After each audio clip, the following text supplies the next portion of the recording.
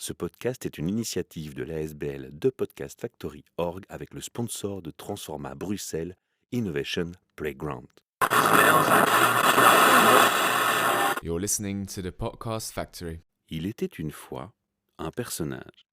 Alors évidemment, c'est pas ma façon d'introduire nos podcasts habituellement et vous l'aurez déjà compris, chers auditeurs. En fait, vous êtes ici dans un nouvel épisode de What's Your Story.be. Aujourd'hui, je reçois Nicolas Daseiva. Bonjour Nicolas. Bonjour.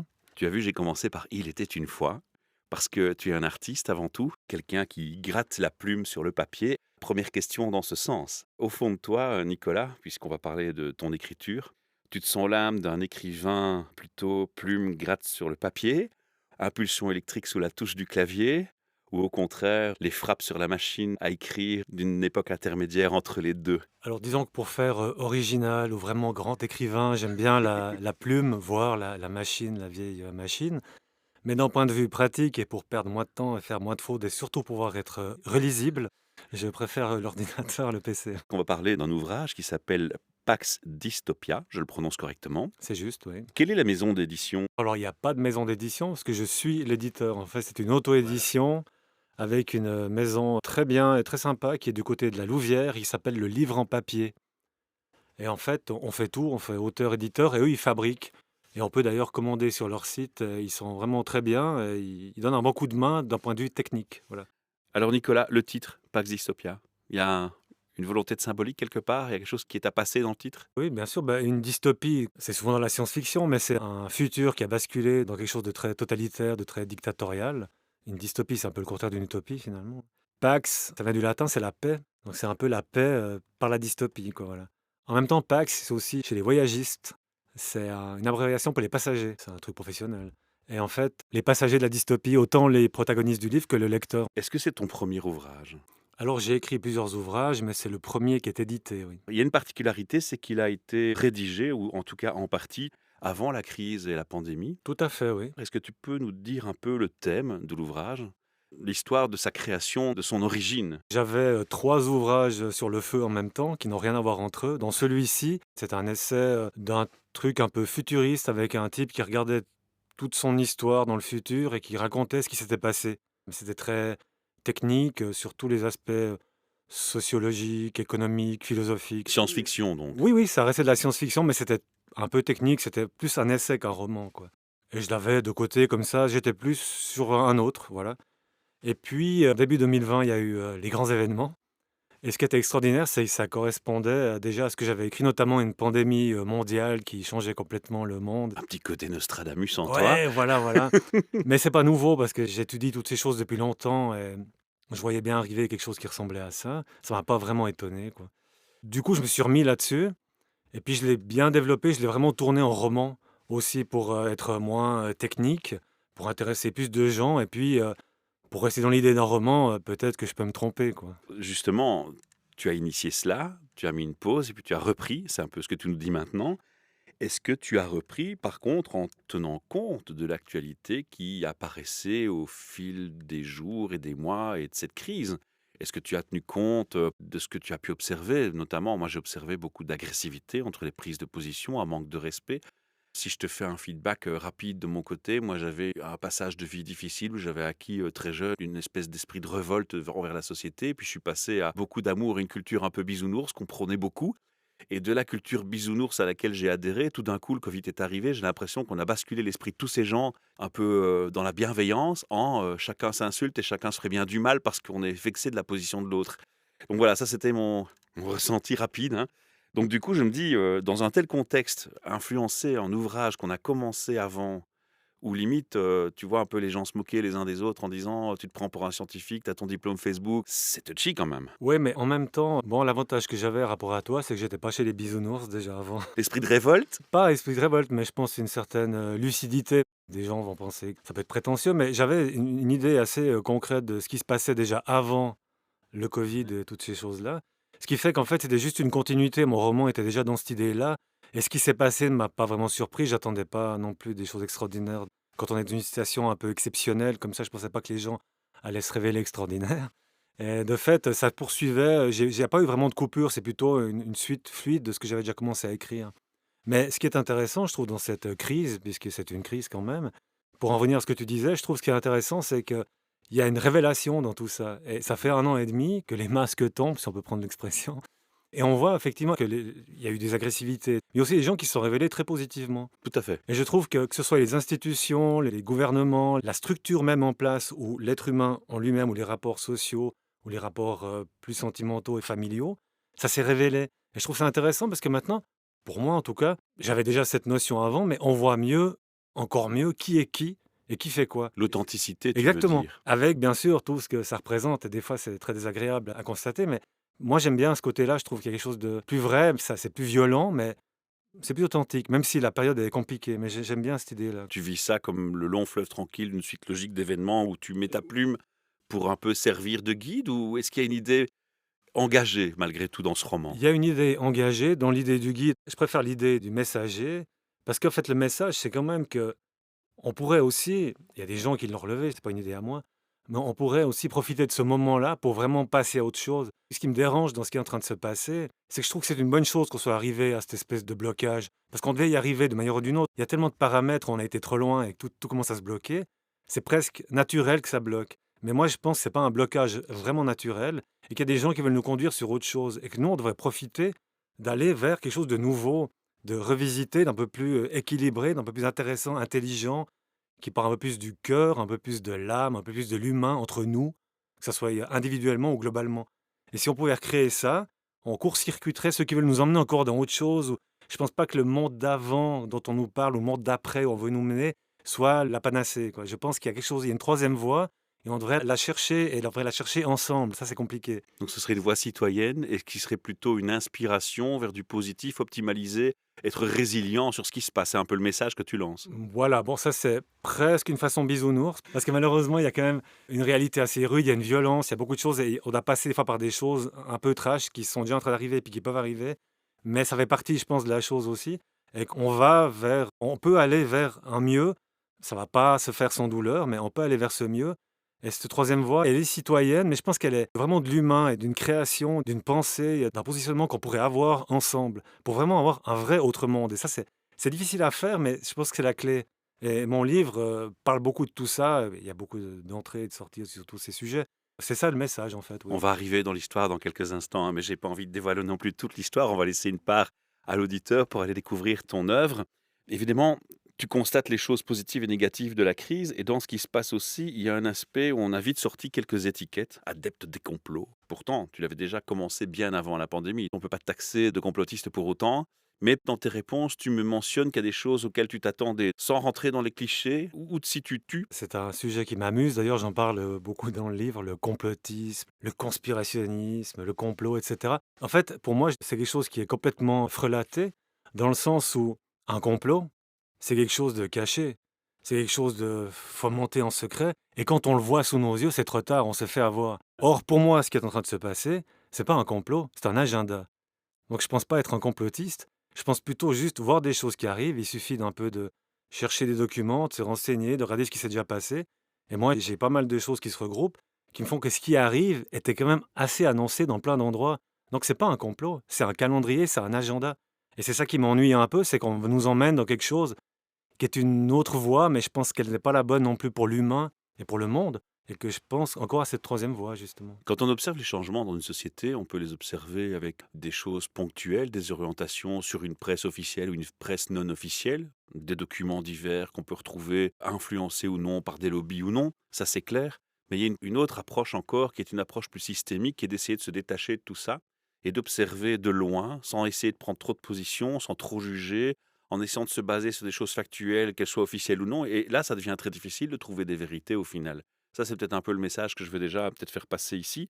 Du coup, est-ce qu'on peut décemment imaginer qu'il y ait suffisamment d'intelligence? Alors là, je vais peut-être leur faire une insulte, mais c'est un peu mérité, je trouve. Est-ce qu'il y a assez d'intelligence au niveau des pouvoirs et des politiciens que pour avoir cette approche systémique et cette capacité de s'organiser de façon mondiale vers une direction? Ça, c'est la chose qui m'interpelle dans ce débat. Parce que quand on voit comment ils ont géré la crise ou certains petits détails, on hésite quand même. Il y a tellement d'aberrations dans ce qui s'est fait et ce qui s'est dit, que je peux même pas imaginer qu'il y ait eu une organisation intelligente derrière tout ça. Alors, je pousse l'extrême et je te provoque un peu.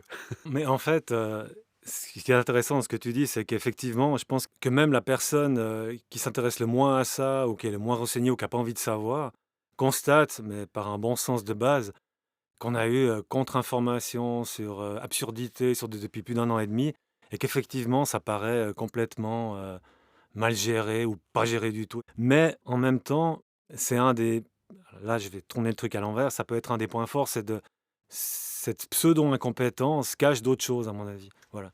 Je vois ça comme ça et d'ailleurs un truc qui est intéressant, qu'on peut aussi voir, c'est également dans mon roman, c'est que à force d'avoir des gouvernements qui ont l'air complètement incompétents, on peut imaginer que si maintenant on proposait une gouvernance plus mondiale, les gens seraient intéressés, dire: «Bah, voilà, là, il va y avoir une force, quelque chose d'intéressant, parce que ce gouvernement-là tient pas la route, ce pays-là a pas bien fait. Si on les met tous ensemble, ça sera mieux».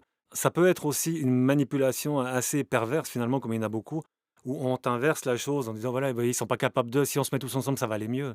Il peut y avoir cet aspect-là aussi. Maintenant, qu'est-ce que savoir s'il y a derrière une organisation voulue, pensée? C'est assez recevable. D'autant qu'il y a ce qu'on voit, ce qu'on nous montre, les gens qu'on nous présente, puis il y a tous les autres. Ceux justement qui, par exemple, ont rédigé des rapports ou des documents qui expliquent en fait ce qu'on est en train de vivre, mais qu'ils l'ont fait il y a un moment déjà. Il y a plusieurs documents, voilà. Et ça, c'est pas du complotisme ou je sais pas quoi. Mais après, ça demande du temps, c'est du travail, c'est des recherches, des recoupements et puis de la distanciation, comme tu disais avant. Mais c'est comme tout, en fait. Les gens ont perdu cet aspect-là, cet aspect recul, posé, objectivité. Ils sont dans l'instantané, dans l'émotion. Il y a des gens qui sont convaincus d'avoir la vérité parce qu'ils ont lu une étude scientifique et que pour eux, l'étude scientifique, c'est la référence. Mais ils ne tiennent peut-être même plus compte que certains rédacteurs de rapports scientifiques sont peut-être dans des conflits d'intérêts personnels. Et d'un autre côté, tu as des gens qui te sortent des études où tu te dis la crédibilité de la personne, elle est franchement en cause. Et je vais encore dévier sur un troisième aspect qui est la politique. Parce que quelque part aussi, on remarque que certains arguments sont effacés d'un revers de main en les amalgamant à une démagogie d'extrême droite. Est-ce qu'on peut qualifier de quelqu'un qui a un avis divergent, de fan d'extrême droite, tout simplement parce qu'il n'a pas la même idée que toi? Alors oui, certainement, l'extrême droite, comme beaucoup de cas de figure, récupère des choses qui touchent le citoyen. Mais est-ce que pour autant toute personne qui tient le même discours qu'eux est un extrémiste de droite? Je ne pense pas. C'est l'étiquetage habituel, c'est le point Goodwin, c'est toutes ces choses-là. Je veux dire, si tu n'es pas d'accord ou que tu émets une idée différente ou que tu poses une question, bah, tu es d'extrême droite, tu es complotiste. Ce qu'on a dit avant. Enfin, il y a encore des gens qui en sont là, c'est un peu triste, mais je pense qu'avec tout ce qui s'est passé et ce qui est en train de se passer, on a autre chose à penser qu'à ça et il faut dépasser ce clivage-là. En plus, ces clivages gauche-droite et tout sont vraiment devenus folkloriques. Quand on voit ce qui se passe en politique, en Belgique en l'occurrence, est-ce que ça veut encore dire quelque chose? Quand on voit les prises de position d'un gars qui est censé être de gauche ou d'une femme qui est censée être de droite ou que sais-je, pas seulement en Belgique d'ailleurs, c'est vraiment des vieux carcans. Ça aussi, on devrait les balayer parce que je pense qu'on est devant une situation qui est très grave et on a passé à autre chose. Et ça fait partie de ces vieux trucs pour nous tenir. Et franchement, oui, il est d'extrême droite, il est complotiste, il a dit ça, blablabla. Je sais pas, enfin, c'est. J'aimerais qu'on s'attache maintenant à l'histoire du personnage. Tu peux un peu nous donner envie de lire ce livre avec un petit aperçu de l'histoire, sans dévoiler l'intrigue ou la finalité? T'as pas une petite musique à suspense derrière, quelque Si, chose, si, on non? va faire ça, on va faire ça. Ça va être les roulements de tambour et attention, on arrive dans le sujet. Voilà, un truc un peu inquiétant. Et quand je vais donner le nom du meurtrier, tu coupes, d'accord? D'accord, d'accord. En fait, il y a pas de meurtrier, donc c'est bon. C'est un livre d'anticipation, c'est un roman d'anticipation qui se passe à la fin des années 2050 au Québec. Et le personnage principal, c'est un médialiste, parce qu'il n'y a plus de journaliste à cette époque-là. Et en fait, c'est un type qui est né en 2021. Et donc, qui est dans un monde complètement aseptisé, complètement froid, complètement numérisé, où les gens sont chez eux. Il n'y a plus de rapports sociaux, il n'y a plus de tout ça. Et même les gens ont un anneau implant incorporé, où ils ont tout. Ils ont les projections de ce qu'ils veulent, ils ont même plus besoin de sortir de chez eux. Enfin, c'est vraiment ces espèces de futurs très froids qu'on a pu voir dans d'autres romans ou dans des films. Et en fait, lui, c'est un type qui reste quand même attaché un peu au passé, à des choses. Il a des questionnements. Il se pose des questions que plus personne ne se pose d'ailleurs. Son père l'a beaucoup inspiré là-dedans. Son père qui est parti une dizaine d'années auparavant, qui lui montrait des livres, des choses encore du monde d'avant, justement.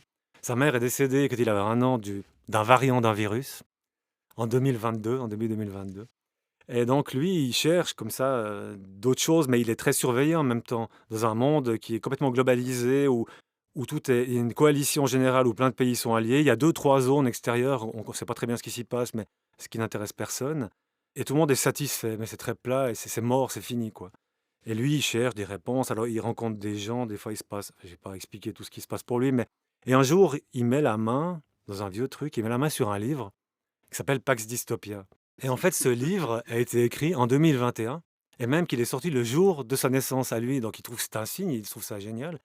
Et il le prend. Voilà, il prend ce bouquin qui est signé d'un certain Oswald Cadini.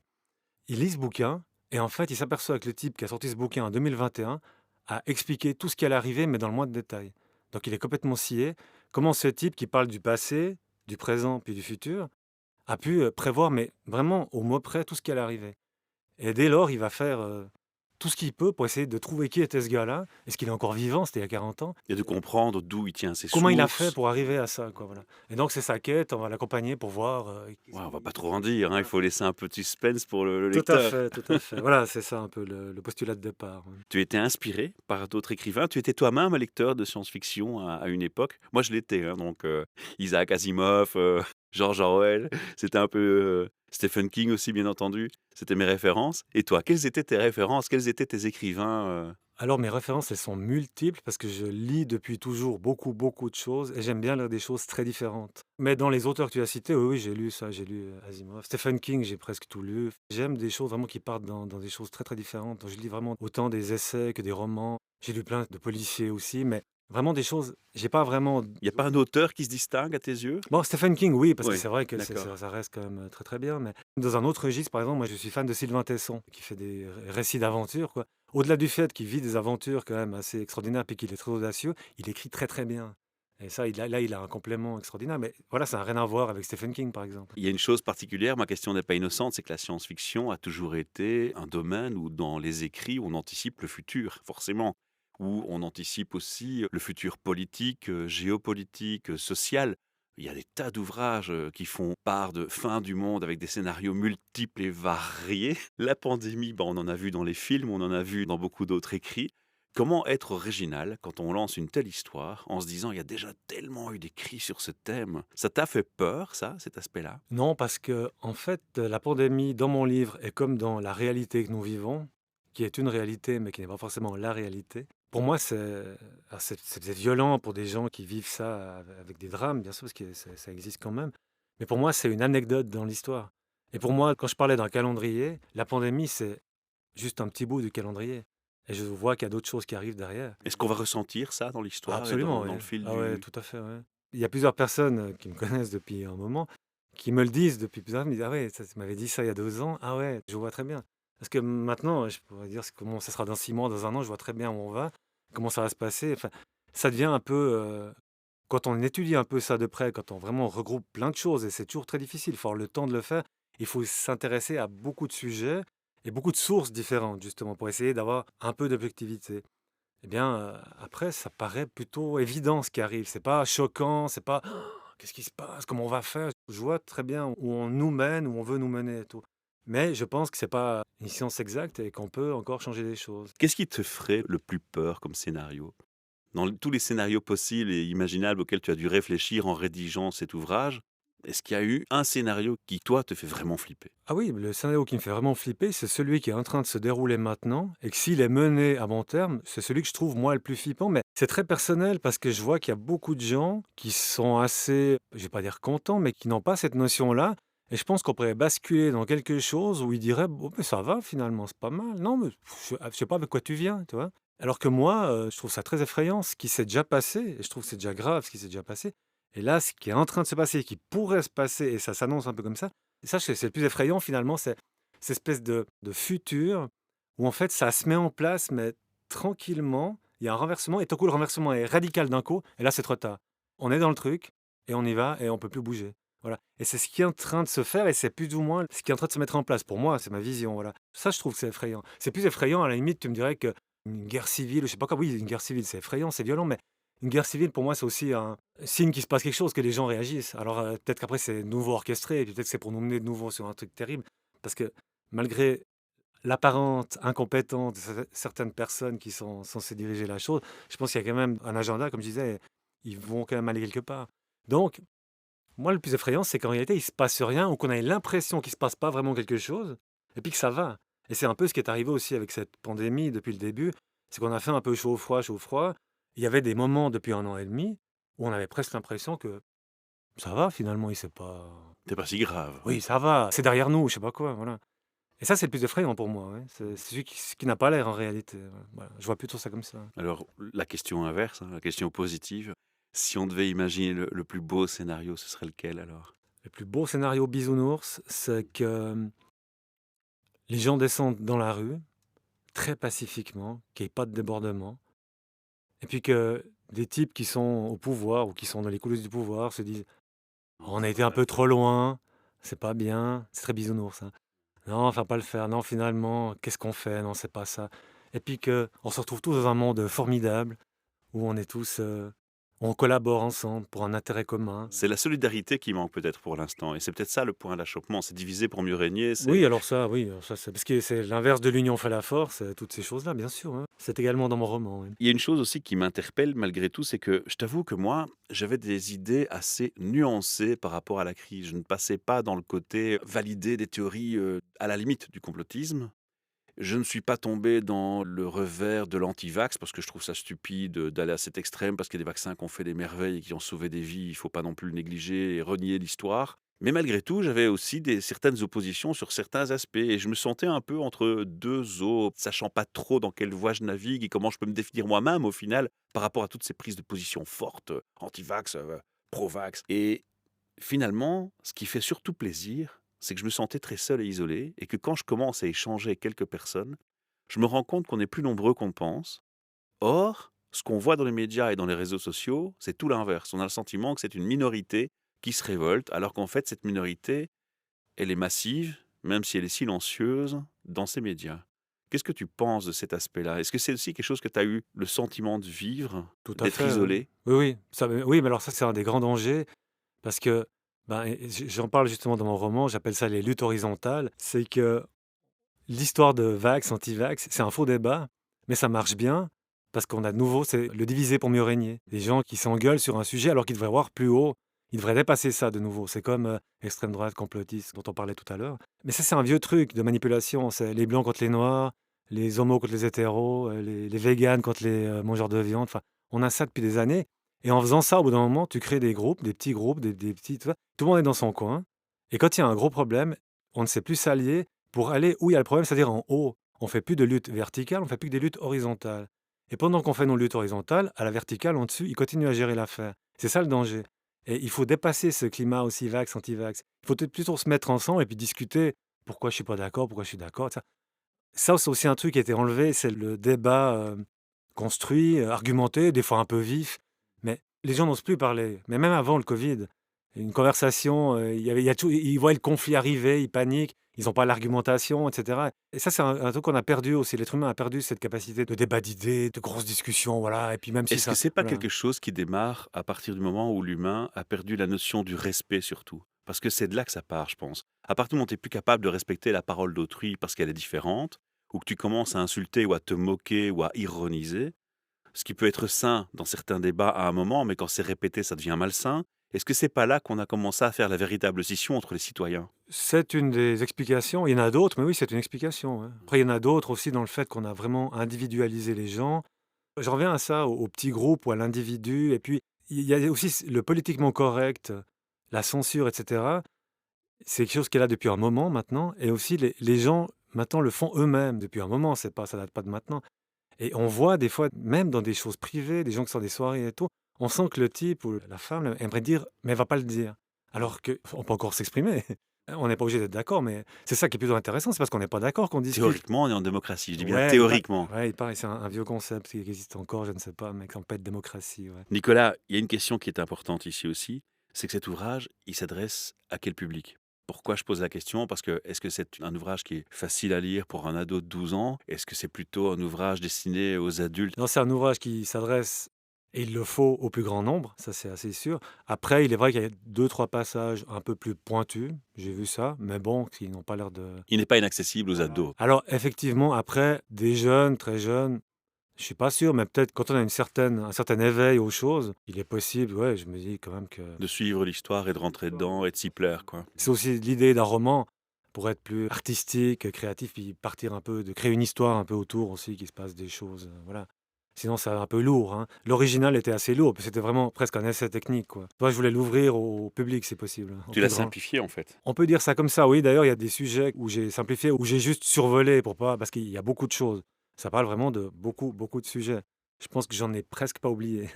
Donc c'est vraiment une leçon de vie quand même, hein. Ça va très, très loin en réalité, hein. Est-ce que tu t'es renseigné si d'autres écrivains, côté néerlandophone, ou à l'étranger, ont déjà rédigé des ouvrages qui vont dans le même sens ou la même voie que toi, en termes de romans ou non? Évidemment, il y a plein d'ouvrages qui sont sortis, sur la crise, sur, c'est vrai, c'est pas vrai, c'est ci, c'est ça. C'est souvent des essais, c'est souvent plutôt des documents. Romans, j'ai pas cherché non plus. Je pense que j'ai pas une idée originale. J'imagine bien qu'il y a d'autres gens qui l'ont fait, sous des aspects différents. Mais ce qu'il y a, c'est que quand même ce roman-là englobe des choses universelles sur plein de sujets et la pandémie, ce que je dis, c'est vraiment un peu c'est un petit pourcentage de l'histoire, quoi. Il y a vraiment toute autre chose autour et c'est là l'essentiel et c'est ça qu'il faut vraiment que les gens aillent lire et savoir parce que c'est aussi ce qui peut nous changer les choses et nous amener vers un monde vraiment nouveau et vraiment bon pour le plus grand nombre. Ça, c'est très important. Ça, c'est vraiment le message et c'est ce qui se cache un peu derrière ce roman comme ça et ce qui se cache même peut-être derrière ce qu'on est en train de vivre. Et ça, c'est l'espoir et c'est ça qu'il faut vraiment aller chercher. Est-ce qu'on serait plutôt dans un happy end ou pas? Tu pas obligé de répondre. Si tu veux laisser le suspense, tu n'es pas obligé, mais je me pose la question. Alors, ouais, je vais laisser la question en suspens. Ouais, je vais laisser la question en suspens. J'aurais bien envie d'y répondre parce que Ça ça démange. ouais, mais non, je vais laisser la question en suspens. Il y a deux trois citations dans le livre et pour vous donner une petite piste. Je formule autrement, est-ce qu'on garde un espoir? Justement, bah, toi, ça tombe bien, je vais te le dire maintenant, puisque, il y a un proverbe irlandais que j'ai cité qui dit: «L'espoir est ce qui meurt en dernier». Waouh, joli. Beau mot de clôture. Avant quand même de te laisser nous quitter, je t'invite à revenir au micro parce que je crois qu'on a pas mal de choses encore à échanger. Moi, j'ai envie de discuter avec plein de choses du coup. Le futur de l'écrivain que tu es. Tu m'as dit que c'était pas ton premier ouvrage, mais c'est le premier édité. Ça t'a donné envie d'encore écrire? Est-ce que ce sera encore dans la même direction science-fiction ou est-ce qu'il y aura d'autres voies dans lesquelles tu veux t'engager? Tu peux un peu nous parler de ton futur, comment tu le vois? J'ai toujours écrit, donc je vais continuer à le faire. Ça, c'est plutôt un besoin pour moi, l'écriture, donc je vais le faire quand même. Maintenant, j'ai écrit les romans précédents sont encore, différents. Celui-là est assez particulier puisqu'il correspond à une urgence aussi. C'est aussi pour ça que je l'ai édité moi-même et que je voulais qu'il soit disponible le plus rapidement possible, ouais.